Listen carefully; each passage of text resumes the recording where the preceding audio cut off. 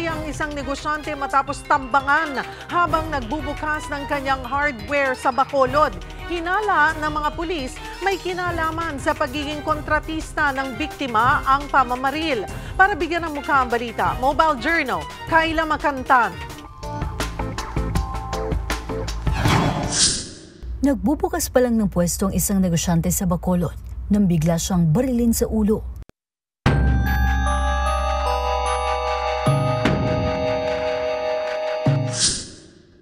Tama ng bala sa likuran ng ulo ang agad na kumitil sa buhay ng 52 anyos na civil engineer at hardware store owner na si Romy Lee mag-alas 8 ng umaga kahapon.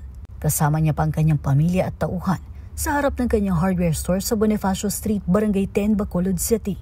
Nang lumapit ang isang lalaking naka-face mask, walang sabi-sabi, malapitan nitong binaril si Romy.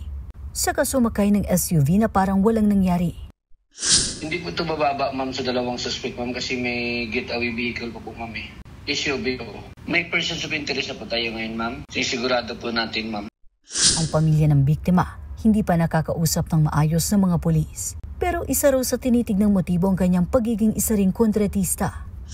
Marami po kasi kami tinitingnan na anggulo, ma'am, kasi businessman po ito, ma'am, eh. Business related or personal grudge. Yung sinasabi ng kontraktor po, ma'am, yung di pa po natin alam kung anong kontrata niya. Ang problema pa, walang CCTV sa lugar. Sa sinumang makapagbibigay impormasyon sa nangyaring pananambang kay Romy Lee, agad lamang ipagbigay alam sa pinakamalapit na himpilan ng pulis. Mobile Journal, Kayla Makantan, hatid ang muka ng balita.